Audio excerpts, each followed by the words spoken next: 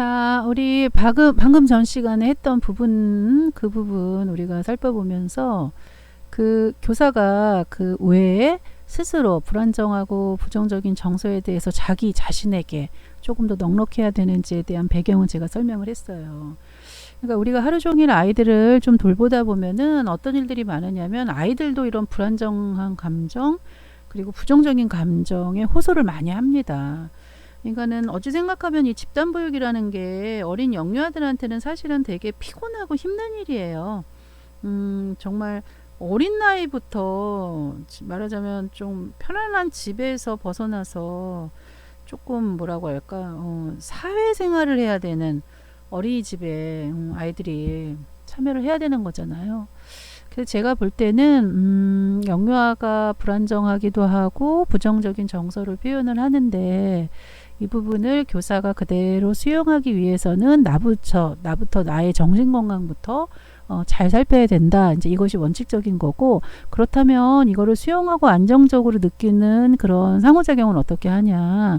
그냥 반응해 주는 거예요. 공감해 주고. 속상해서 우는구나. 그리고 화가 났구나. 근데 이제 구나로 끝나고 뭔가 나를 위해서 해결해 주거나 케어를 안 해주면 애들이 구나 좀 그만하세요 라고 얘기해요. 왜냐하면 이제 여기에 진심을 더해야 되는데 그 부분에 대한 거에 후속 조치가 없으면 아이들이 이거를 충분히 내가 수용받았다라는 느낌을 받지 못한다는 거죠. 그렇다면 이제 속상해서 우는구나 다음에 이제 해결 솔루션을 줘야 되는 거예요. 속상해서 우는구나. 그렇지만 네가 친구 장난감을 뺏은 거는 잘못한 거야. 그러니까 네 우는 감정 따위는 나는 잘 모르겠고 그래도 네가 잘못한 거니까 친구한테 네가 사과하는 게 맞아. 얼른 사과해. 네가 사과한다면 친구가 너를 용서해 줄 거야. 이제 이렇게 얼토당토 안 하게. 여러분도 들으시면서 헐 하실 거예요. 근데 때로는 우리가 나누는 이런 대화가 A와 B의 감정선에서 벗어난 대화를 되게 많이 하는 경우가 많다는 거죠. 그래서 결국은 그냥 부정적인 정서는 그대로 인정하고 아이들에게도 네가 화나는 감정, 네가 우는 감정, 네가 속상한 감정 이것도 너의 소중한 감정이다. 이 감정을 네가 잘 다스릴 때까지 선생님을 얼마든지 기다려 주실 수 있어. 선생님이 너를 위해서 무엇을 도와주면 좋을지 네가 잘 생각해보고 얘기해. 선생님은 항상 너를 도와줄 준비가 되어 있단다. 요렇게 표현을 해주시고 아이들과 신뢰를 형성하는 거 그것도 굉장히 중요하다는 거죠. 그 다음에 이제 유아의 정서 상태나 기분을 파악하는 이 부분을 우리가 생각해 볼 때는 언어적인 것 뿐만이 아니라 비언어적인 건데 제가 이번 차시에 요 지표가 다 끝나면은 비언어적인 영아들의 비언어적인 이 부분을 강조를 하겠지만 사실은 그거를 보시면서 그 아이들에게도 있는 그 비언어적인 의사소통이 선생님에게도 충분히 성인들도 쓸 수 있다는 걸 아셔야 돼요. 그래서 우리가 아이들한테 어떻게 딕션을 가지고 말을 하냐가 중요한 게 아니라 미소 짓기, 고개 끄덕이기, 토닥이기, 그리고 안아주고 손을 잡아주는 거 이런 것도 굉장히 유의미한 의사소통 상호작용의 하나이다. 이걸 생각하시면 돼요. 어떤 선생님들은 되게 기계적이시라서 눈은 안 웃어.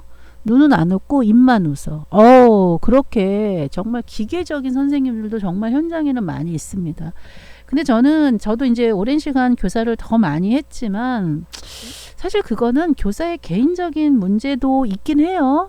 그러나 그거는 되게 구조적인 문제라는 게 커요. 그래서 여러분들이 나중에 현장에서 일을 할 때 나는 왜 이런가 라는 부분 때문에 고민이 된다라면 때로는 그 현장에 어떤 인적 자원이나 어떤 일과의 리듬 그리고 업무의 량 왜 내가 이렇게 될 수밖에 없었는지 나는 2021년 가을에 이렇게 밝고 명랑하고 깨알 같은 재미를 추구하는 이런 사람이었는데 나는 왜 지금 이 시대의 오후 시간에는 내 부정적 감정이 이렇게 많아서 아이들의 정서나 기분 따위는 파악하고 싶지도 않은 이런 교사로 이 자리에 있는지 이런 생각들이 문득문득 들으실 수도 있어요. 그런데 그러한 본인의 정서나 기분의 상태가 안 좋은 거는 여러분들의 기질이나 개인적인 문제인 것도 약간은 있지만 유전적인 게 약간은 있지만 사실은 환경적인 게 더 많다라는 거고, 우리도 지금 구성주의 시대에서 아이들의 기질이나 유전적인 요소도 있어. 근데 그거를 되게 미미하게 본다라는 거죠. 그리고 이제 유기체는 이 구성주의 시대에서 이 패러다임 안에서는 그 둘러싼 환경에 의해서 이 아이가 스트레스를 받는, 그래서 그 부정적인 언어가 올라가는 이제 이런 부분에 대한 거를 더 우리가 집중해 본다라는 거를 가정하는 거잖아요. 우리의 철학 기조가. 그렇기 때문에 더더욱 우리는 상호 간의 그런 부분까지도 우리가 다 케어할 수 있도록 항상 아이들의 기분을 파악하면서 관찰하시면서 그들의 기분이나 감정을 언어로 표현해주고, 때로는 비언어적인 미소, 고개 끄덕이기, 토닥거리기, 안아주기, 손잡아주기 등으로 반응하는 것이 좋다. 네, 이거는 꼭 외우고 계시면 좋겠습니다.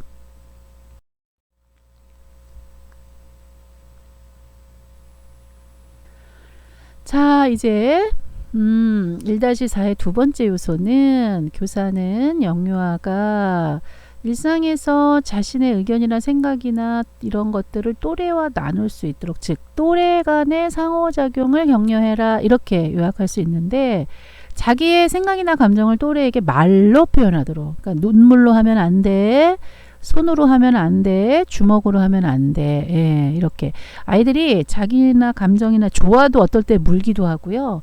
좋은데 막 이렇게 때리기도 해요. 막 어깨, 우리가 막 웃으면서 어깨 때리는 사람 있잖아요. 친구 어깨. 예, 그런 것들을 표현해요. 그래서 이런 것들은 말로 표현하는 거다라는 거를 계속적으로 알려주라는 게 격려하는 거예요. 그러니까 여기서 격려는 잘했어, 먼저 이렇게 칭찬해, 뭐 이런 게 아니라 너는 지금 충분히 잘하고 있어. 그렇게 하는 거 맞아. 라는 그러한 부분에 신념을 전달해 주라는 거죠. 그리고 또래 간 일어나는 다양한 이제 이런 상호작용을 계속적으로 지속적으로 격려해야 된다는 거죠. 이 옆에 이렇게 확대경 모양이 있잖아요. 관찰. 이 관찰은 뭐냐면 현장 관찰자들이 와서 여러분들이 그렇게 말하는지를 다 요소 찾아야 돼요.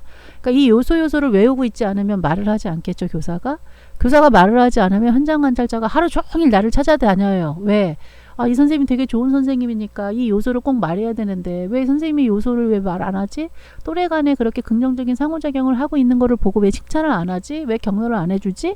이러면서 여러분들이 못하는 걸 적으려고 오는 게 아니라 충분히 잘하고 있다는 거를 확인해 주러 오는 거거든요. 그래서 여러분들이 이렇게 확대경, 돋보기 모양이 있는 거는 다 구구단의 지표처럼 외우셔야 된다는 거. 네, 다음 슬라이드 보시겠습니다.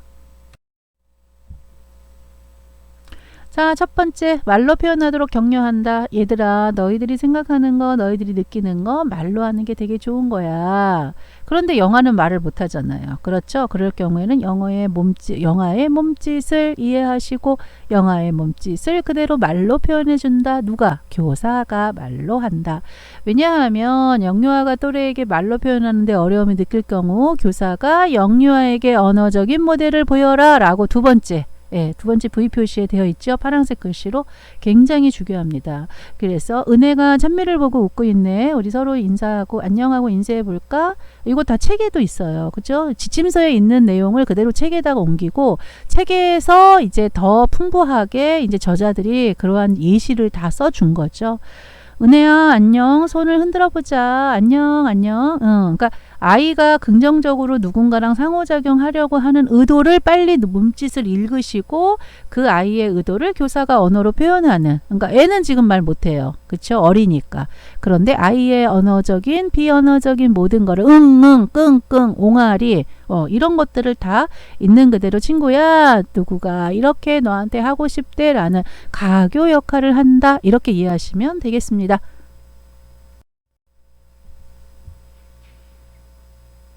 자, 교사는 놀이나 활동 상황에서 또래 간 학습이 일어나도록 영유아 간의 상호작용을 격려해야 된다. 교사는 아이들끼리 다양한 상호작용이 일어날 수 있는 기회가 자연스럽게 많은데 이런 많은 기회에 대해서 지속적으로 격려해주는 언어가 있어야 된다는 거예요. 찬미가 상수하고 즐겁게 놀이를 하고 있구나. 상수가 예를 들어서 뭐 우식이에게 이렇게 얘기를 하고 있구나. 이제 이런 부분들을 그냥 다 알아요. 다 아는데도 불구하고 계속적으로 말로 표현해 주는 거, 이거를 우리가 격려라고 표현한다는 거죠. 그래서 교사가 영유아 간의 상호작용이 긴밀히 자주 빈번하게 일어날 수 있도록 이들이 언어나 행동이나 표정이나 놀이 진행 과정들을 쭉 관찰하고 놀이의 흐름을 따라가면서 긍정적인 상호작용을 하도록 격려하는 거죠. 오, 친구가 이걸 나눠준 거야? 주은이가, 야, 그럼 상민이가 너무 좋겠는걸? 막 이런 식으로 그들의 이제 언어도 들어가고 행동 표정이니까 여기서 비언어적인 것 같이 포함한다라는 거. 그래서 영화의 경우에는 행동이나 말을 묘사해서 아까 말해주자라고 했잖아요. 그 말을 계속 함으로써 영화가 또래에게 또 또래가 영화에게 또래 간에 서로 관심을 갖도록 지원하는 거죠. 그래서 영화의 표현은 웃기나 손짓하기 등의 어떤 언어적인 비언어적인 것들의 표현이 있어요. 이런 것들도 긍정적으로 반응을 해주면 좋다라는 거죠. 그리고 상호작용을 할 때마다 격려하시는 것도 굉장히 유의미하다라고 보고 있는 겁니다. 자, 이제 유아의 경우에는 이제 또래 간에 충분히 경험을 나눌 수 있는 그런 상황들이 굉장히 많습니다. 유아만 돼도 교사가 그렇게 막 살뜰히 애들을 챙길 필요가 없어요. 그러니까 스스로 다 알아서 척척척 움직여요. 그 대신에 척척척 움직이면서 이제 문제가 생기는 거죠. 어떻게? 좋을 때도 있지만 갈등 상황이 있어요. 그 부분은 우리가 다음 슬라이드에서 살펴볼 거고, 여기서는 이제 긍정적으로 좋은 일이 있을 때를 말하는 거예요. 분위기가 좋을 때 계속적으로 교사가 촉진할 수 있는 이야기들을 많이 하시면 돼요. 그러니까 우리가 그 상호작용의 어떤 전략적인 걸 보면은 유아들은 예를 들어서 탐색, 지시, 예측, 분석, 이제 이것이 유아의 수준이긴 하지만 그 영아와 유아의 공통적인 부분에서 이제 시범을 보인다거나 확장한다거나 촉진시키는 거, 이런 부분이 사실은 제일 빈번하게 유아애들에게 쓸 수 있는 것들이거든요. 그러니까 예를 들어서 뭐 제안이나 설명은 이제 교사가 아이들을 데리고 놀으면서 유아보다는 영아들에게 훨씬 더 많이 하게 되지만, 놀이를 확장시키거나 혹은 이제 아이들이 명확하게 이거를 정확하게 알아야 된다라고 했을 때 뭐 가위사용법이라든가 풀칠하는 거 이제 스스로 할 수 있을 때 요런 것만 우리가 설명을 하거나 요런 것만 내가 시범을 보다 더 정확하게 보이면 충분히 놀이가 확장되거나 촉진될 수 있다라고 믿으면 충분히 이제 아이들끼리 이렇게 활발한 긍정적인 상호작용이 충분히 일어난다는 거죠. 그래서 우리가 이런 전략들을 유아에게 쓴다라고 이해하시면서 이제 다음 슬라이드를 보시겠습니다. 자, 이제 세 번째는 이제 약속과 규칙이 있다라는 걸 이제 반복으로 알려주면 돼요. 그리고 애들도 이러한 약속과 규칙을 좋아해요. 그리고 이제 그 안에서는 이 약속과 규칙을 되게 간단하게 그냥 별로 중요하게 생각하지 않는 아이들도 있는가 하면 우리 그 교실에서도 있을 거 아니에요. 우리 예를 들어서 아동상담 보육과에서 이 약속과 규칙을 철저하게 지키는 친구가 있고요. 이 약속과 규칙을 별로 그렇게 크게 생각하지 않은 아이들이 있어요. 근데 교사는 이 부분을 잘 하도록, 그러니까 중요한 거는 철저하게 지키는 친구가 맞는 거예요. 근데 중요한 거는 중요하게 생각하지 않는 친구들에게도 교사는 지속적으로 반복되고 일관되게 격려하고 얘기해 주라 이거죠. 자, 이제 다음 거 보겠습니다. 자, 이제 아이들이 반별로 규칙을 잘 지킬 건데 중요한 거는 스스로 지키게 하는 거, 그 다음에 자율로 지키게 하는 거, 같기도 하고 비슷한 말이기도 해요. 그러니까는 스스로 지키는 건 뭐냐면은 이제 아이들이 충분히 인지를 해요. 인지를 하면 입 닦는 거, 밥 먹고 입 닦는 거, 손 씻는 거, 아주 기본적인 거죠. 내 물건 정리하는 거, 선생님한테 인사하는 거, 친구한테 고운 말 쓰는 거, 이런 거 너무나 기본적인 것들이에요. 이런 것들을 스스로 하는 거죠. 그런데 만약에 스스로 못했어요. 그러면 이제 격려를 해주는 거예요. 그리고 너 인사 안 했어? 이리 와, 이리 와, 이리 와, 이리 와. 다시 가, 다시 가. 인사하고 다시 가. 이거는 자율성이 아닌 거거든요. 그러니까 물론 스스로 할 수 있게 하는데 스스로가 잘 안 됐을 때는 그 다음에 어떻게 해요? 자율적으로 할 수 있게. 우리 한번 인사해 볼까? 선생님 안녕하세요. 그래 인사를 잘하는구나 하고 선생님이 먼저 모델링을 보이면서 아이가 스스로 맞다. 이렇게 해야지라는 것을 인지하고 스스로 자율적으로 한 번 더 해보게 하는 거, 이런 의미를 우리가 격려한다라고 생각하시면 된다는 거죠. 두 번째는 이런 것들을 어떻게 해라? 일방적으로 설명하거나 지시하지 말고, 또 교사가 마음대로 자기 반의 교실의 규칙을 바꾸지 말고. 애들이 되게 싫어해요. 규칙이나 약속은 아이들이 정하는 거예요. 아이들이 스스로 생활하면서 불편하고 이런 거에 갈등이 있고 이랬으면 좋겠다라고 제안을 하고, 그 제안한 거를 스스로 글씨로 쓰게 하는데 만약에 못 쓰면 교사가 그걸 글씨로 써주게 하고, 요즘엔 좋은 앱이 나와서 아이가 앱에다가 대고 말을 하면은 말이 글이 돼요. 그거를 그대로 출력을 해요. 요즘에 무선 네트워크 연결하면 핸드폰에서도 바로 출력되는 거 아시죠? 그러니까 아이들이 선생님 핸드폰이나 패드에 이렇게 그림을 그려요. 펜슬을 가지고. 그 펜슬을 가지고 그림 그린 거를 프린터를 누르면은 이게 핸드아웃으로 나오게 된다는 거죠. 이런 것들을 애들이 한두 번 경험하게 되면은, 아, 약속이 중요하구나. 이건 내가 그때 썼던 거구나. 이건 내가 말로 했던 게 글로 나온 거구나. 이렇게 인지하면서 교사의 마음대로 바꾸는 것이 아니라 아이들이 일관성 있게 스스로 자율적으로 지킬 수 있는 교실 문화가 된다. 그렇기 때문에 교사의 이런 격려하는 상호작용은 매우 중요하다. 이렇게 요약할 수 있겠습니다. 자, 이제 네 번째는 놀잇감과 공간을 충분히 확보하는데, 왜 그래야 되냐면 문제 상황이 발생하지 않도록. 아이들이 대부분 다투는 이유는 놀잇감 때문에 다투거나 내가 노는데 좁아서 다투는 거예요. 그래서 우리가 이거를 말할 때 충분하다라고 말하는데, 그럼 충분의 조건이 뭐냐면 다투지 않도록. 아이들이 놀잇감을 가지고 다퉜다. 그럼 이거는 당연히 no예요. no. yes를 받을 수가 없어요. 왜냐? 뭔가 충분하지 않았다라는 거죠. 아이들의 흥미와 요구가 있다. 그러면 영역이 합쳐지고, 영역은 이제 있지도 않습니다만, 그럼에도 불구하고 A라는 영역과 B라는 공간이 합쳐져서 더 확대가 되는 거죠. 그런데 아이들은 구멍을 좋아하거든요. 좁은 공간, 넓게 확 터진 공간은, 확 트여진 공간에는 애들이 막 들고 뛰고 막 이제 뛰다 보면 다치고 신체 놀이하고 이런 일들이 벌어져서, 그런 것 때문에 우리가 다 아이들을 공간에 앉아서 뭔가의 활동을 집중할 수 있게 하고 로테이션 교육이나 로테이션 활동을 했던 건데, 이제는 좀 그렇지가 않고 확 트인 공간에서 아이들이 굉장히 협력해서 노는 거를 지도하는데, 그것이 훈련이 되지 않았잖아요. 어느 날 만호세 된다고 애들이 놀 줄 아는 게 아니거든요. 놀아본 애들이 놀아요. 놀아본 애들이라는 거는 결국은 영아 때부터 켜켜이 이제 2명, 3명하고 놀고 5, 6명하고 놀고, 이제는 8에서 10명 정도의 규모를 이끄는 그런 리더십을 발휘하면서 놀게 되는데, 이런 것들이 자연스럽게 놀이로 연결되고 교사의 상호작용이 전개되려면 당연히 충분한 시간과 공간, 놀잇감 등을 확보할 필요가 있다라는 거죠. 그리고 다툼이나 문제가 상황했을 때 연령에 적합하게 개입한다라는 거, 이거 굉장히 중요해요. 이 부분은 뒤에 슬라이드 보면서 우리가 자세하게 얘기할게요. 그리고 아이들에게는 스스로 다양한 긍정적인 해결 방법, 함께 쓰고 나누어 쓰고 교환하고 번갈아서 하고 요청하고, 이런 것들을, 그런 말들을 아이들에게, 친구들에게 스스로 서로 나누면서 또래와 또래 간에 이런 것을 해결할 수 있도록 격려한다. 이렇게 요약하시면서, 이 세 사항은 여러분들의 스킬적인 부분에도 되게 중요한 사항이기 때문에 조금 더 자세히 들여다보겠습니다. 다음 슬라이드 보실게요.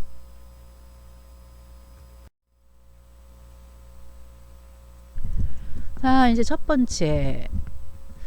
자, 이제 그 충분한 공간 확보는 제가 말씀을 드렸고, 그 공간 확보는 상호작용하고 연결되는 게 아니라서 제가 세부적인 슬라이드는 이제 두 번째 걸 먼저 갖고 왔어요. 연령에 적합하게 개입한다라는 거는 일단은 예문부터 볼게요. 그 영아 한번 보세요. 영아는 사실은 애들이 말을 잘 못하잖아요. 말을 잘 못하기 때문에 영아가 이해할 수 있는 거를 말로 선생님이 설명을 해주는 것이 많아요. 그래서 영아들은 언어 표현이 서툴르니까 뭐가 먼저 나가냐, 손이나 입이 먼저 나간다는 거죠. 그래서 신체적인 공격으로 이루어지면 이거는 큰 안전사고로. 그러니까 애들이 문 거, 그리고 애들 손톱이 되게 얇아요. 얇기 때문에 날카롭거든요. 그래서 훨씬 더 어린 영아들이 손톱으로 긁었을 때 얼굴 같은데, 애들은 또 얼마나 피부가 보들보들합니까? 그러니까 그렇게 부드러운 피부를 날카로운 손톱으로 긁었다. 이거 굉장히 그러면 스크래치가 크게 난다는 거죠. 그래서 월요일마다 선생님은 아이들 손톱을 보실 게 아니라 영아반은 매일매일 보셔야 돼요. 그리고 될 수 있으면 매일매일 아침에 깎잖아요. 그 손톱은 깎았을 때가 제일 날카로워요.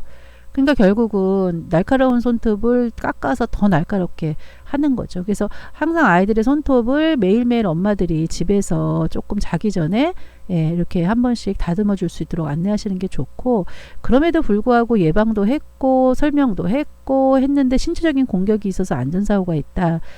그 다음에는 선생님이 이 두 영아 사이에 앉아야 돼요. 그러니까 결국은 아이들은 약하게 보인 대상을 계속 공격합니다.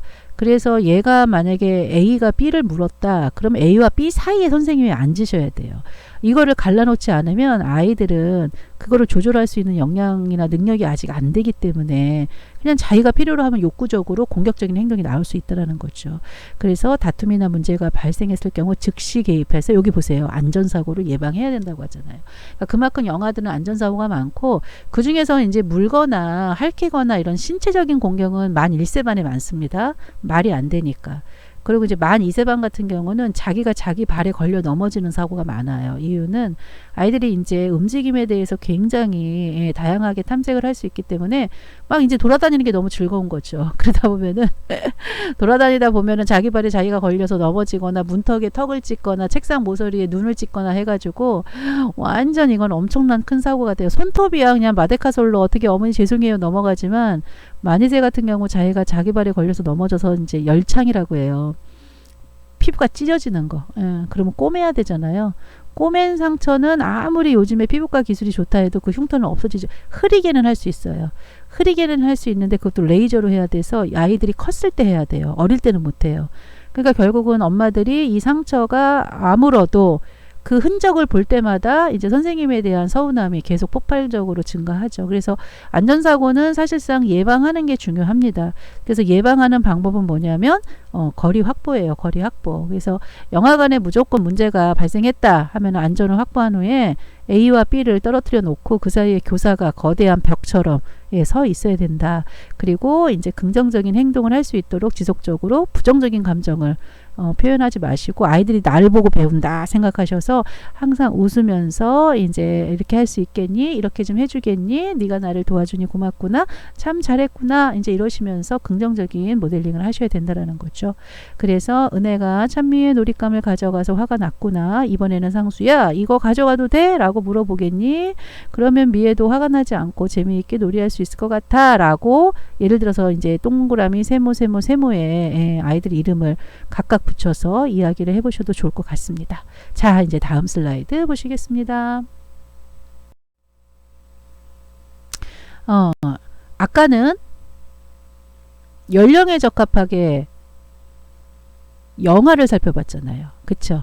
이번에는 유아를 살펴보는 거예요. 자, 아까 영화관 다툼이 있을 땐 빨리 그 사이에 교사가 벽처럼 앉아서 안전사고를 예방해야 된다라고 했잖아요. 근데 유아는 그게 안 통해요. 얘네들은 끝을 봐야 돼.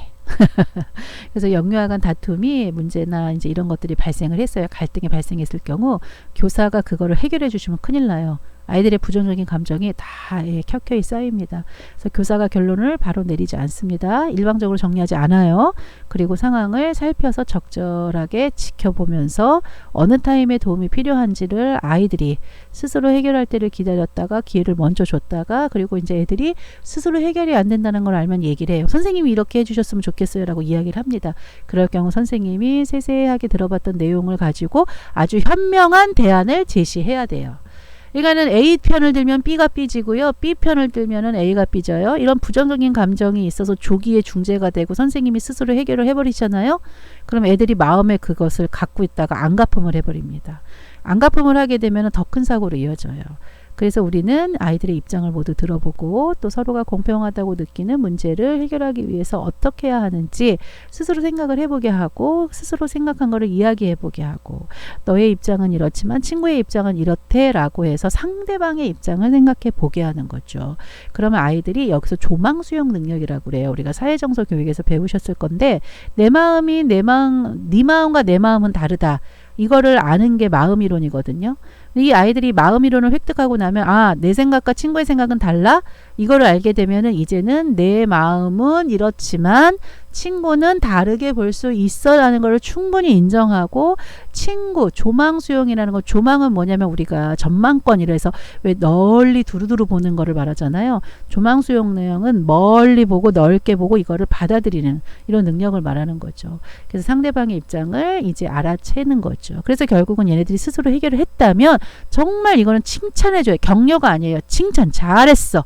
명확하게 네가 친구의 마음을 이해하다니 굉장히 놀라운 걸 이렇게 해서 칭찬해 주시고, 이러한 행동은 교사의 일관성 있는 상호작용이 매우 중요하다는 거죠. 그래서 교사가 다툼의 원인을 파악하지 않고 교사 주도로 다툼을 종결시켰다 이러면 이것도 예스가 아니라 노로 체크가 된다는 거 주의하셔야 됩니다. 다음 슬라이드 보시겠습니다.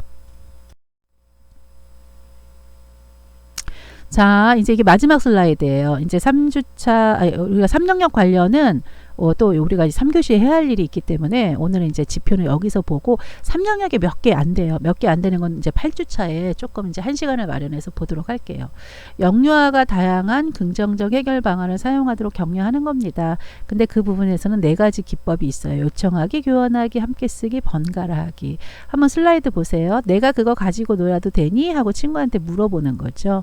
내가 너한테 긴 블록 줄게. 너 나한테 세모 블록 하나 줄래? 거래하는 거예요. 교환하는 거. 굉장히 좋은 소셜 스킬이에요. 그러니까 아이들끼리 이렇게 문제를 해결할 수 있는 방안을 정확하게 구체적으로 알려주시고 이거를 연습하게 한다면 아이들이 갈등이 폭파하기 이전에 이러한 기법을 먼저 사용한다는 거죠.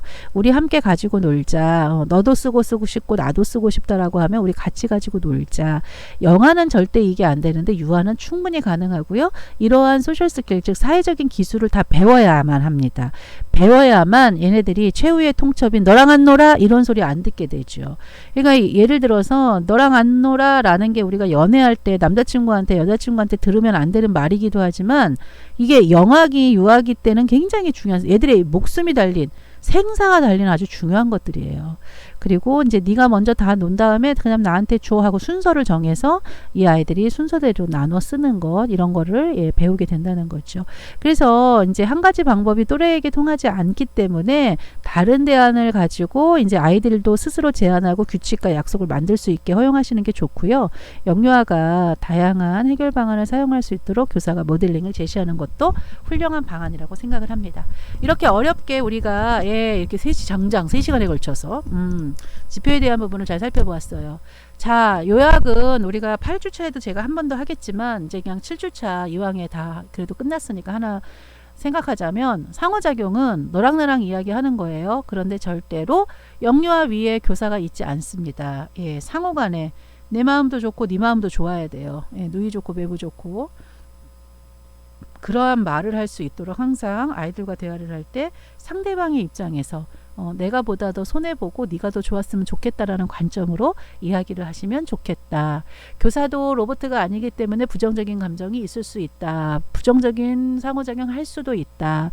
그런데 만약에 그거를 스스로 인지하고 느꼈다면 현장을 잠깐 피해라. 휴게 시간을 활용해서 피하고 리플래시를 하고 다시 구조적인 어려움이 있지만 그 부분을 잘 극복할 수 있도록 본인이 스스로 노력할 필요가 있겠다.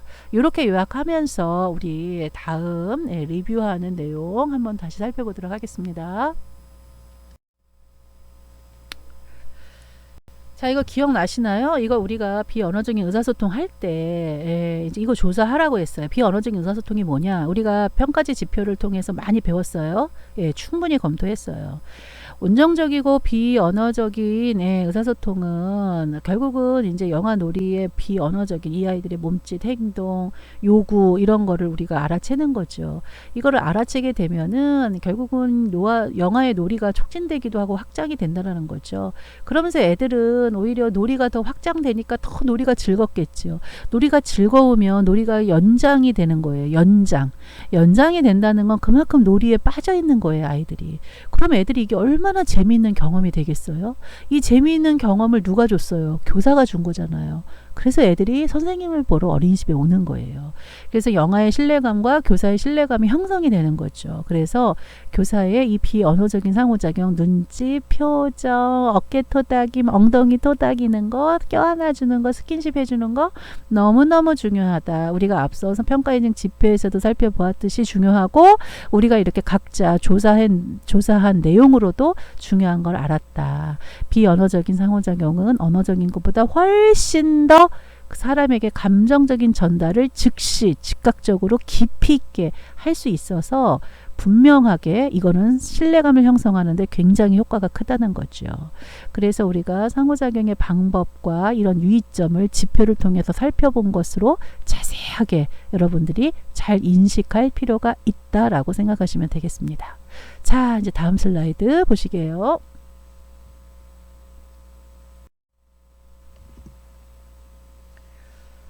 자, 이거는 우리가 기록했던 내용들이에요. 비언어적인 의사소통 방법인데 왜 상황 쓰고 행동 쓰고 했던 거 기억나시죠?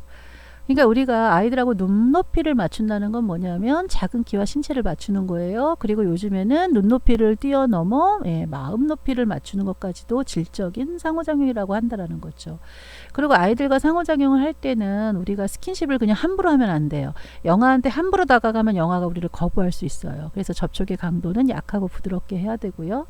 머리나 얼굴의 경우는 함부로 맞이지 않습니다. 이제 여기서 엉덩이, 어깨 툭툭 이렇게 얘기한 거죠. 그러니까 아이들이 얼굴이나 머리에 손이 오면 맞아본 경험이 있는 아이들은 놀래요.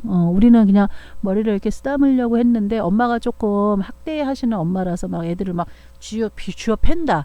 그러면 애들이 이제 이렇게 손이 날라오면 이렇게 위축되거나 이러면 아, 얘네가 지금 학대받고 있구나. 이거를 알아채셔야 된다는 거죠. 온정적인 비언어적인 상호작용의 행동이라 하더라도 위로, 기쁨, 즐거움을 표현하기 위한 것이 아니라 이유 없이 영아에게 하는 것은 영아가 거부할 수 있기 때문에 유의해야 된다.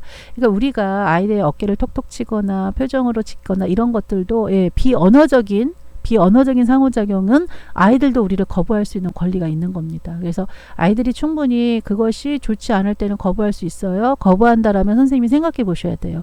이것은 내가 굉장히 온정적인 돌봄의 일환으로 내가 이 아이를 터치하려고 했는데 이 아이가 이거를 거부했다라면 왜 거부했는지 이 부분을 고민하실 필요가 있겠다라는 부분이죠. 교사의 비언어적인 행동을 하기 전에 반드시 사전에 언어적인 상호작용을 하고 기다린 다음에 반응을 기다린 다음에 비언어적인 행동을 해야 된다라는 거예요. 그리고 영아의 안전사고 예방을 하기 위해서 즉각적으로 먼저 하는 건 괜찮아요. 그러니까 예를 들어서 아이가 잘 물어요. 그런데 이번에도 이 아이가 뭔가 해결이 안 되니까 입을 갖다 대려고 해요. 그랬을 때 선생님의 비언어적인 행동은 뭡니까? 얘 안 돼! 라는 거 말할 새도 없이 그냥 손으로 그냥 애 얼굴을 이렇게 이쪽으로 밀어버린 거예요. 그럴 수 있어요. 근데 우리가 그거 나쁘다고 표현하지 않는 거죠. 할 수도 있어요. 할 수도 있는데 가능하면 안 되는 거야 라고 말을 같이 하면서 하면은 더 퍼펙트다 라고 이해하시면 된다는 거죠. 그리고 이제 우리가 이제 교사들이 영화를 보고 미소를 띠고 웃어주는 것만으로도 이 아이들은 충분히 내가 수용되고 있구나를 영아들이 느껴요. 온몸으로 느껴요. 어떻게 느껴요? 감각운동계 아이들이니까 온몸의 감각을 통해서 느껴요. 이 사람이 나를 수용하고 있구나, 거부하고 있구나, 이걸 느껴요. 그래서 우리가 때로는 아이들을 바라보는 눈빛, 아이들을 터치하는 그 손길의 끝에서 오는 강도, 이런 부분이 굉장히 영아들에게는 크게 와닿을 수 있다. 이걸 아셔야 돼요. 자, 이제 마지막으로 교사가 영아의 놀이를 모방하고 옆에서 병행놀이를 하게 되면 이건 무슨 얘기냐면 아이들은 혼자 놀아요. 혼자 노는 아이들이 1번이 있고 2번 영아가 또 혼자 놀아요. 그런데 얘가 블럭을 갖고 놀고 1번 아이도 블럭을 갖고 놀아요. 그런데 엄연하게 얘네들은 혼자 노는 거예요. 같이 못 놀아요. 그런데 같은 놀이를 옆에서 똑같이 하는 거를 우리가 병행놀이가 한다라고 배웠지요. 마찬가지로 교사가 영아의 놀이에 불쑥 예의 없게 들어가지 말고, 다시 말해서 영아가 블럭을 쌓고 있는데 거기에다가 블럭을 하나 더 올리면서 하는 거는 예의가 아니라는 거죠. 내가 먼저 옆에서 똑같이 쌓아요. 그러면 영아가 같이 놀고 싶으면 선생님 여기다 쌓으라고 몸짓을 하거나 표시를 한다라는 거죠. 그러면 그때 여기다 쌓아 볼까? 여기다 쌓으라고 이야기를 하면서 자연스럽게 놀이에 초대를 받은 거잖아요. 그럼 그때 놀이에 입장하실 수가 있는 거예요. 그래서 교사가 이렇게 병행놀이를 해주면 영아의 놀이 행동은 충분히 지속되니까 교사가 비언어적인 상호작용도 잘 해야 된다라는 내용이 있었는데, 우리가 이거를 조사만 하고 활동지에 쓰고 그때 학생들이 첫 실험 시간이라 많이 지쳐해서 우리가 이거를 전지에 쓰고 또 전지에 쓴 거를 벽에 붙이고 이거를 서로 발표하고 이런 시간들이 있었는데 이거를 못했어요. 그래서 이번 리뷰 시간에 제가 이 부분의 내용을 두 가지를 짚었습니다. 자, 우리 다음 슬라이드 보시겠습니다.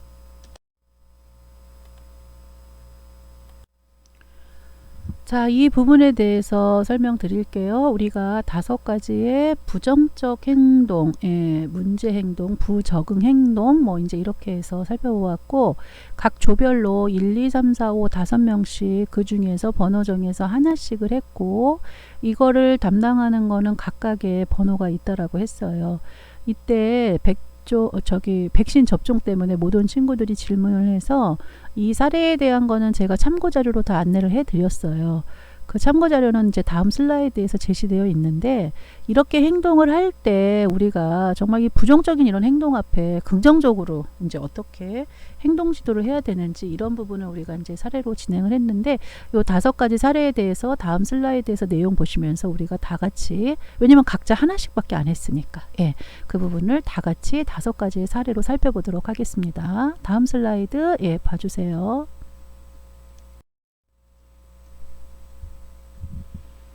이미 요거는 이제 그 해당 차시의 교환을 제가 다 첨부했던 내용 그대로 갖고 왔고요. 이제 점심을 먹다가 갖고 놀았던 장난감이 생각이 나는 거예요. 그러니까 이제 이 아이가 다시 그 영역으로 밥 먹다 말고 가는 거죠. 그러면 이제 대처 방법은 블록놀이는 밥을 다 먹은 뒤에 할 수 있다는 걸 알려주고, 영아가 선호하는 놀잇감은 이제 점심 식사하기 전에 눈에 띄지 않게 미리 정리해 놓죠. 그래서 어디는 낮잠 자거나 이제 점심 먹거나 이럴 때 교구장을 좀 이렇게 돌려가지고 뒤집어 놓는 경우도 있어요. 바퀴가 달렸으니까. 그러니까 교구장을 놀이 시간이 아닌데 뒤집어 놓는다고 해서 뭐 아동학대다? 그렇지 않아요. 이것도 방법이 될 수 있다라는 거죠. 상호작용 같은 경우는 블록놀이를 하고 싶었구나 라고 먼저 공감을 해주고, 그런데 지금은 밥을 먹는 시간이래, 밥을 먹고 와서 블록놀이를 해볼까 라고 제안을 하는 거죠. 그리고 미애가 밥을 다 먹는 동안 블록은 선생님이 잘 맡아둘게 라고 설명을 해주는 거예요. 이제 그리고 이제 어린 영아가 국에 손을 휘휘 저을 때, 국은 아이가 손을 넣고 휘휘 저어도 뜨겁지 않을 만큼 다 식혀서 나와야 됩니다. 밥도 마찬가지예요. 생각보다 밥도 화상을 많이 입어요. 그러니까 밥의 바깥 온도는 이제 공기와 접촉해서 금방 이제 차가워질 수 있는데, 밥 안에 있는 데 있잖아요. 그러니까 밥이 쏟아지면은 뜨거운 게 아이들 허벅지에 닿으면 쭈글쭈글 애들이 피부가 큰일 납니다. 그래서 이제 좀 식혀서, 한 소끔 식혀서 나오는데, 중요한 건 또 이렇게 식혀서 나오면 애들이 또 이렇게 맛있게 먹진 않아요, 또. 그래서 이제 손을 휘휘 저어요. 맛도 없는데 이제 물놀이나 하자. 그럼 중요한 건 안 돼. 국에 손을 넣는 건 안 되는 거야 라고 딱 알려주셔야 돼요. 그리고 국 안에 뭐가 들어있는지 궁금했구나. 그런데 국에 손을 넣으면 손에 있는 벌레가 국으로 안으로 들어가 국을 먹을 수가 없어. 숟가락으로 먹어보자 라고 하고, 이 국은 버려야 돼요. 버리고, 그리고 새 국으로 주거나 국이 없는 거죠. 근데 오늘 예를 들어서 충분히 국을 다 줬음에도 불구하고 애들이 막 드링킹 한 거예요. 애들이 막 된장국, 미역국 이런 거 되게 잘 먹어요, 생각보다.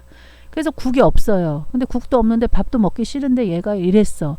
그러면 이제 잘 됐다. 너 밥도 먹기 싫었는데 버리자. 이러면 안 돼요. 그럼 얘들이 밥이 먹기 싫을 때는 이러면 되는구나를 인식하기 때문에 어떻게 해서든지 다시 마련해서 먹여야 돼요. 그러니까 이제 국이 없다면 국을 대체할 수 있는 물이라도 떠놓고 이 아이들이 밥과 물을 같이 먹을 수 있도록. 왜냐면 아이들은 밥을 먹다가 목에 걸릴 수도 있으니까 항상 국물과 같이 먹여야 되는 거죠. 유동식으로. 그렇게 이해하시면 돼요. 그 다음에 이제 유아가 먹기 싫은 음식을 몰래 버릴 때, 책상 밑에 버릴 때, 이제 이런 부분. 그러면 먹기 싫으면 먹지 않아도 된다라는 걸 알려주시면 돼요. 그리고 먹기 싫은 거는 적게 달라고 해도 된다는 걸 알려주시면 돼요. 그래서 싫어하는 것도 너의 소중한 선택권이라는 거를 알려주시면 돼요. 그리고 나서 예를 들어서 애들이 잘 안 먹는 게 콩자반 뭐 이런 거 잘 안 먹어요. 콩자반이 먹고 싶지 않아. 딱딱하니까. 그 다음에 향이 나는 애들은 이제 유채나물 이런 거 별로 안 좋아해요. 근데 먹기 싫다고 책상에 버리면 이게 벌레들이 네 책상 근처로 올 수도 있고, 그리고 교실에서 이제 좋지 않은 냄새가 날 수도 있고, 그리고 무엇보다도 이거를 치우려면 선생님이 힘들어. 그래서 이거 선생님이랑 같이 치우자 얘기하시면서 다음에 먹기 싫은 음식이 있을 때는 얼마든지 선생님한테 미리 얘기해. 버리느라고 너도 고생, 치우느라고 너도 고생, 나도 고생. 이런 얘기를 해주시면 좋다는 거죠. 그리고 편식하는 아이들의 경우에는 일단은 싫어하는 음식을 뭔가를 잘 먹는 거를 먼저 긍정적으로 인정해 주시고요. 그리고 음식을 먹으면 이제 좋은 거, 이제 어떤 음식의 역할 같은 거를 얘기해 주시면서 이거에 대한 거 싫은 것도 인정을 해주는 거죠. 싫은 것도 인정은 해주면 그래도 한 번은 먹어보면 어떻겠냐고 이제 제안하고 먹을 수 있도록 격려해 주는 게 좋아요. 그래서 멸치는 뭐 우리가 쉽게 뭐 뼈가 튼튼해진다, 미역은 키가 큰다, 뭐 예를 들어서 이제 야채나 채소를 먹으면 날씬해진다, 뭐 이제 이런 걸 애들한테 얘기를 해주는 거죠. 그래서 이제 아이들이 색깔 있는 거 별로 안 좋아하고 그다음에 향이 나는 거 별로 안 좋아하니까 이런 경우에는 조리사님한테 이야기를 하셔서 보다도 색이나 또 향이 너무나 도드라지지 않게 하는 것이 좋겠다. 자, 그 다음에 이제 교구장을 힘을 주고 있을 때는 배변 훈련이잖아요. 그러면 얼른 다가가서 배변을 좋은 곳에서 할 수 있도록 즐거운 분위기로 해주시고, 만약에 배변을 다 했다. 그러면 이제 선생님이 기저귀를 즐거운 분위기로 갈아주시면 되고, 이렇게 요약할 수 있겠습니다. 자, 이제 아이들의 이런 부정적인 행동이 나오게 되면은 교사는 자기 자신의 능력을 길러야 되는데, 이 능력이 어떤 능력이냐면 이런 부분을 적절하게 개입할 수 있는 중재자의 역할을 하는 게 되게 좋다는 거죠. 그러니까 이제 영아의 경우에는 우리가 배웠던 차별 나오죠. 사회적인 주의, 문화적 이런 거 가지고 일관성 있게 대해야 되는 거고, 조롱이나 이제 위협 이런 거 하면 안 되고, 평가 인증에서 다 배웠던 내용이에요. 그렇죠? 그러니까 교사는 일상생활에서 나타나는 다양한 이런 예시적인 상황들에 맞춰서 중재 능력을 한다는 건 뭐냐면, 처음에는 무조건 어떻게 해요? 반응해 줘야죠. 오! 하고 이제 알아채야 돼요. 너 딱 걸렸어. 라는 것도 어떻게 보면 반응입니다. 그런데 이건 부정적 반응이잖아요. 부정적 반응이 아니라 긍정적으로, 오, 그랬구나 하고 이제 알아주시면서, 너는 슬프구나, 너는 기쁘구나, 너는 화났구나, 너는 이거 먹고 싶지 않구나, 너는 나가고 싶구나 라고 바로 공감을 해주는 거죠. 그리고 네가 만약에 이거를 한다라면 하고 예시로 들어서 지원을 해주고, 그리고 나서 이렇게 해보면 어떨까 라고 선생님이 보여주는 거죠. 자, 네 번째 있는 초록색 문장 한번 보세요. 우리가 규칙이나 약속 이거 다 어떻게 하기로 했죠? 그렇죠. 아이들이 정할 수 있게 하기로 했죠. 그리고 영아 수준에서는 규칙이나 약속이 필요가 없어요. 뭐 내 몸도 못 가누는데 무슨 규칙 약속이 중요해? 그러니까 최소한 자기가 할 수 있는 거, 그러니까 예를 들어서 자기가 다치지 않게 자기가 스스로 조심할 수 있는 거, 그 다음에 더러운 거 입에 안 가져가게 하는 거, 이런 것들은 최소한의 것들만 선정해서 주면 좋겠죠. 그래서 우리가 그 이전 시간에 이렇게 살펴봤던 내용들이 오늘 평가제 지표의 내용을 보고 났더니, 이거 우리가 다 했던 거네? 라는 걸 여러분들이 알아채시면 돼요. 그거를 하려고 이걸 갖고 온 거예요. 자, 다음 슬라이드 보시겠습니다. 자, 이제 리뷰의 마지막인데, 자, 이제 아이들이 어떤 그런 이 불안하고 부정적인 이야기를 하고, 뭐 울거나 떼쓰거나 진짜 아이들은 온몸에 힘을 다해서 울어요. 막 얼굴이 빨개질, 막 누가 진짜 패지도 않았는데 내가 팬 것처럼 마냥. 근데 되게 그런 게 많아요. 그런데 여기 초록색 첫 번째 줄 보시면 그런 행동은 내 마음 좀 알아주세요라는 간절한 몸짓이에요. 그러니까 나를 위협하기 위한 게 아니라, 너는 어른이고 나는 아이잖니, 나 좀 어떻게 좀 가볍게 가여이 봐달라라고 선생님한테 표현을 하는 행동이다라고 보세요. 그래서 결국은 애들이 지금 뭐 때로는 아이들이 나 화났다, 나 좀 봐달라, 나 지금 너무 속상하다, 나 지금 울고 싶다, 나 좀 도와달라. 그러니까 여러 가지 메시지를 이 아이들이 여러 가지 방법으로 표현을 할 뿐이에요. 그러니까 문제 행동을 보일 때 너 왜 저래? 왜 저래? 막 이제 이런 느낌이 아니라, 이게 무시당한 건가? 혹시 억압당했나? 또 얘가 속상한 일이 없었나? 이런 부분을 좀 알아채 주셔야 된다는 거죠. 근데 여전히 너 뚝 그쳐, 너 안 울면 엄마 오신다 같이 감정을 무시를 해버리거나, 아이가 내가 이렇게 힘든데 왜 선생님은 아무도 나를 봐주지 않는 거지라고 이제 얘는 계속적으로 더 크게 울거나 발을 더 구르거나 온몸의 힘을 다해서 간절함으로 더 과격하게 행동한다는 거죠. 그런데 중요한 거는 감정이 거부당하거나 무시당하는 일이 반복되잖아요. 그러면 아이는 함부로 행동해요. 함부로 행동하고 그리고 더 지나치게 소심하게 굴기도 하죠. 의기소침해지는 거죠. 그리고 충동적인 언행을 하다가 결국은 더 크게 혼나요. 그러니까 이게 계속 악순환이 된다는 거죠. 그러니까 아이들은 실수할 수 있어요. 그러면 보다 더 성숙한 부모나 교사는 이 실수가 반복되지 않도록 좀 관심을 가져야 되는데 그러지 않다라는 게 가장 큰 문제라는 거죠. 그래서 무슨 일이 있었는지 엄마한테 혹은 선생님한테 얘기해 줄래? 정말 너 억울했겠다. 공감해 주고 선생님이 그런 적 있어. 그리고 내 기분이 좀 더 알 것 같아. 왜냐면 나도 그래 봤잖니? 근데 지금 이야기하다 보니 좀 화가 가라앉았니? 뭐 이제 이렇게 물어보면서 그런데 아마 뭐 너의 상대방인 걔는 이랬을 수도 있을 것 같아. 그럼 어떻게 하고 싶어? 네 생각은 어떠냐고 이제 조금 수용적으로 아이들한테 이제 물어봐 주는 거죠. 근데 이것이 어떤 가르치는 형식의 지도 시간은 되면 안 돼요. 공감하고 지도하고는 되게 달라요. 그래서 그럴 수 있고 충분히 너라면 화날 수 있고 나 같아도 화가 날 수 있을 거야. 근데 그게 꼭 옳은 건 아니야. 왜냐면 그건 너의 마음이고 친구의 마음은 다를 수도 있지 않겠어? 라는 걸 알려주는 거죠.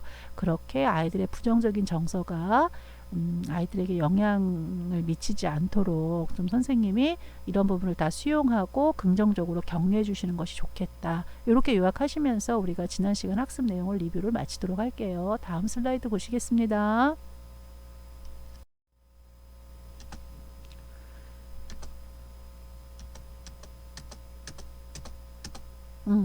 저한테 접종으로 인해서 결석했던 한 친구가 문자가 와서 제가 조교님께 어젯밤 늦게 답변 받은 내용이에요.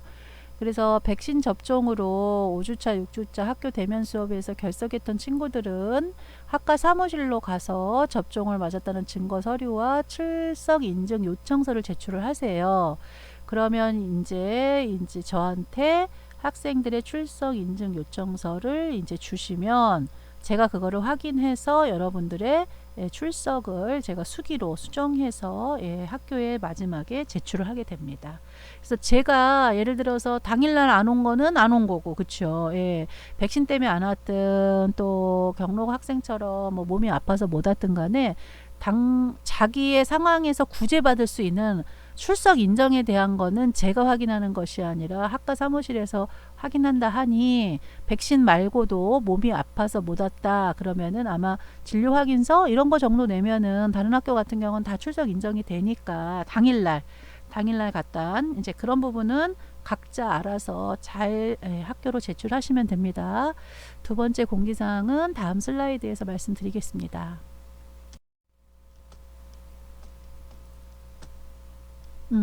다음 주 안내예요.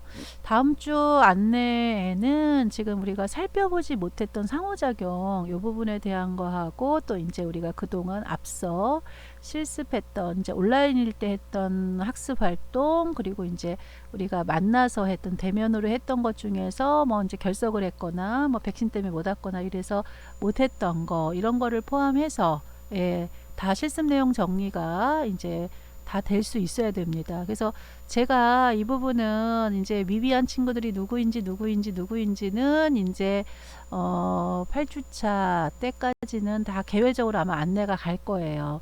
될 수 있으면은 제가 그 이 클래스에 연결된 여러분들의 학교 계정 메일을 통해서 아마 안내를 해줄 것 같고요. 메일로 안내를 했는데도 만약에 이제 출석 체크나 이런 게 안 됐다라고 하면은 제가 이제 문자로 최종적으로 문자는 통보입니다, 여러분. 저도 이제 여러분들의 학점을 평정해야 되고 열심히 한 친구와 열심히 하지 않은 친구 간에는 차이는 있어야 돼요. 그래서 뭐 그 알량한 점수로 제가 여러분한테 위협하는 것이 아니라 학교의 규칙과 학교의 기준을 제가 그대로 따라야 되기 때문에 이 부분에 대한 거는 저희가 중간에 점검을 한다라고 생각을 하시면 됩니다. 그래서 이 강의를 들으신 분들은 스스로 그래도 이제 해야 되는데 안 하면은 리스크는 있는 거예요. 그렇죠? 제가 부드럽게 얘기했다고 그래서 안 한 거가 된 걸로 되는 건 아닙니다. 그래서 예를 들어서 본인이 수업을 수행을 하고 학습 활동을 수행했는데 보냈는데 뭐 피드백이 잘못 왔다. 이래서 이거는 뭐 이제 제출 기한이 다르다. 이런 것들은 저한테 엄청 여러분들이 많이 문의 메일 이런 거 주잖아요. 저는 굉장히 좋게 봐요. 긍정적으로 봐요. 예, 왜냐하면 이게 또 시스템으로 이루어지는 거라서 제가 이거를 시행하는 것과 요구하는 것과 여러분들이 이거를 수행할 때 조금 다르게 반응이 나타날 수도 있어요. 그런데 말씀을 안 해주시면 저는 잘 모르거든요. 그래서 여러분들이 이거를 직접적으로 해보시고 오류가 있거나 애로사항이 있는 건 저한테 메일을 보내놓으면 나중에 다 구제받을 수 있는 기회가 열리는 거죠. 근데 그냥 단지 아무리 뭐 나 알바 때문에 내가 일정이 바빠서 뭐 내가 이러이러해서 이걸 못했다 라고 하면은 굉장히 지금 경복되는 출석을 굉장히 열심히 체크하시더라고요. 그러니까 제가 들어가서 안 체크해도 그거는 학교에서 시스템적으로 체크가 되고 또 학습활동이나 이런 부분들도 나중에 제가 점수를 평정할 때는 중간고사기 때문에 중간고사기 때문에 당연히 이번에 1, 2, 3, 4, 5, 6, 7, 8차시까지는 다 중간점검을 하고 가는 겁니다. 그래서 상반기에 대한 평가가 다음 주에 다 완료가 될 거니까 여러분들이 미처 못한 것들 제 생각에는 이번 주 안에 다 완료하시고요. 오히려 제가 이제 뭐 이번 시간에 이번 주에 이렇게 딱 점검을 했을 때 지난주까지 제가 확인했을 때 안 됐던 친구들이 있어서 제가 다 기록해 놨거든요. 그 친구들은 제가 이제 메일로 통보를 할 거고 메일로 통보받은 친구들은 반드시 완료해 놓으시면 좋을 것 같고요. 그리고 이제 8주차 때 그렇게 미비했던 것 여러분들이 충분히 1교시 시간에는 검토하시고 2교시, 3교시에는 수업 듣는 걸로 이렇게 진행을 하도록 하겠습니다. 자, 이렇게 우리가 7주차는 강의를 마치고요. 이게 50분을 강의하는 거는 저는 별로 어렵진 않아요. 다른 학교는 다 줌으로 50분씩 수업을 하니까. 그런데 이게 녹화된 영상을 이걸 비디오로 생성하잖아요. 이게 시간이 그만큼 걸리네요. 25분 거하고 50분 거하고 또 다르더라고요. 그러다 보니까 어차피 저는 줌이 너무 좋아요. 이렇게 온라인으로 영상 찍는 것보다. 그리고 더 좋은 거는 대면이에요. 시간이 훨씬 이게 2배로 걸린다는 거. 그런 부분에 조금 애로사항이 있습니다. 그래서 여러분 하여튼 열악한 상황에서도 우리가 이렇게 열심히 하고 있으니까 우리가 다시 만날 날 일단 8주차는 온라인으로 만나고 우리가 9주차 때 11월에 다시 새로운 모습으로 학교에서 만나기로 해요. 수고 많으셨습니다.